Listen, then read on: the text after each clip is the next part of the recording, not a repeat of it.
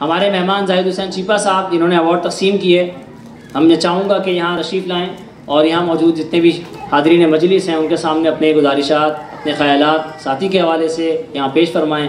हमारे मुअज़्ज़िज़ मेहमान जाहिद हुसैन चीपा साहब।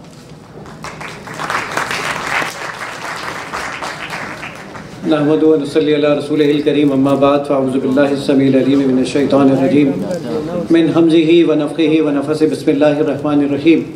रब्बि इश्रह ली सदरी व यस्सिर ली अमरी वहलुल उक़दतम मिन लिसानी यफ़क़हू क़ौली, आमीन या रब्बल आलमीन। पहले तो आप तमाम मुंतज़मीन का बहुत शुक्रिया, अब्दुर्रहमान मोमिन का बहुत शुक्रिया कि इन्होंने मुझे याद रखा। गो कि आज आखिर वक्त तक मैं ये सोचता था कि बस मैं एक माज़रत का मैसेज भेज दूँ। लास्ट फ्राइडे मेरे वालिद साहब का इंतकाल हो गया और उसमें ताज़ियत करने वाले लोगों का घर पर जो लोग आ रहे थे, तो बहरहाल मैं एक माज़रत करके वहाँ से आया कि जी मैं कमिटमेंट कर चुका हूँ तो इसलिए मुझे वहाँ जाना चाहिए। साथ ही आँख मिचोली, बच्चों की दुनिया, बच्चों का बाग, नौनिहाल, ये वो रिसाले थे जिनसे मेरी शनासाई बचपन में हुई और पढ़ने पढ़ाने का मुझे हमेशा से शौक़ रहा और मेरा हमेशा से मुतालबा सिर्फ ये होता था कि मुझे ये रसाइल लाके दे दिए जाएं और मैं उसका मुताला करता रहूं। बच्चों की दुनिया और बच्चों का बाग ये मेरे फेवरेट होते थे, इससे कोई इनकार नहीं। अब मैं साथी के प्लेटफॉर्म से किसी और की तरवीज कर रहा हूँ, लेकिन बहरहाल मुझे वो ज़्यादा पसंद होते थे कंपैरेटिवली नौनिहाल और साथी के। लेकिन जब ख़ास नंबर आया करता था, वो खा किसी भी रिसाले का हो, वो मेरे लिए बहुत अहम होता था। उसको पढ़ना, उसको देखना और उसमें से बहुत सारी चीज़ें अख़ज़ करना और कुछ चीज़ें मैं अपनी मालूमात के लिए याद रख लेता था ताकि वो बाकी लोगों को भी सुना सकूं और बता सकूं।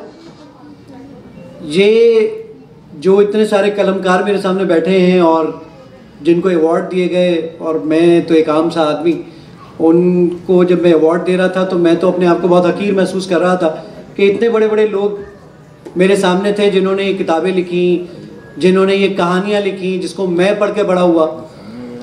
आज मैं उनके साथ बैठा हूँ।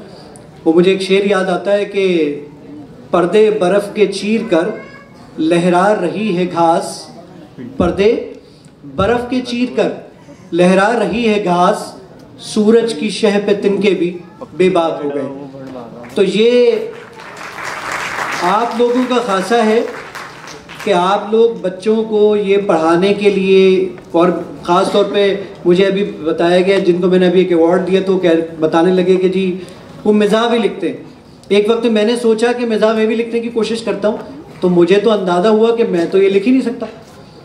फिर मुझे ये अंदाज़ा हुआ कि मिज़ाह में और फक्कड़पन में वो सिर्फ एक बारीक सी लकीर है, वो आपने क्रॉस नहीं करनी है और ये बहुत मुश्किल काम है। जो मिज़ाह लिखते हैं, मैं तो इस बात पर हैरान हूँ कि कैसे लिख लेते हैं। एक तो होता है ना कि अपने चेहरे मुख्तलिफ़ तरीक़ों से बनाना और फिर उसके बाद लोगों को हंसा देना, ये तो बहुत आसान काम है, लेकिन लिख कर लोगों को हंसाना ये बहुत मुश्किल काम है। तो बहरहाल आप तमाम लोगों की खिदमत में ये गुजारिशात कि जी मैं आज आप लोगों के साथ बैठा हूँ। और दूसरी बात ये कि इस्लाम 360 का जिक्र हुआ, अगर कुछ लोग नहीं जानते तो मैं बता देता हूँ। मार्केटिंग इसलिए नहीं है कि ये फ्री ऑफ कॉस्ट एप्लीकेशन है। इस्लाम 360 एक सर्च इंजन है जिसमें आप कुरान मजीद और अहादीस मुबारका में ना सिर्फ उसका मुताला कर सकते हैं बल्कि उसमें कोई मौजू भी तलाश कर सकते हैं। मिसाल के तौर पर अगर आप ये चाहते हैं कि आज मैं कोई तहरीर झूठ के मौजू पर लिख रहा हूँ या लिख रही हूँ और झूठ के मौजू पर कुरान मजीद और अहादीस में कहाँ कहाँ इसके ये रेफरेंसेस मौजूद हैं, तो आप सिर्फ उस एप्लीकेशन में झूठ टाइप कीजिए, खा उर्दू में हो, खा इंग्लिश में हो, या रोमन उर्दू में हो, या हिंदी में हो, तो उसके मुतालिक जितनी भी आयात हैं वो सब आपके सामने आ जाती हैं।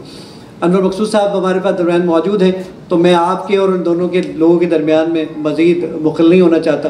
तो आप तमाम लोगों की तशरीफ़ आवरी का भी बहुत शुक्रिया और मुझे मदऊ करने का भी बहुत शुक्रिया। अस्सलाम वालेकुम।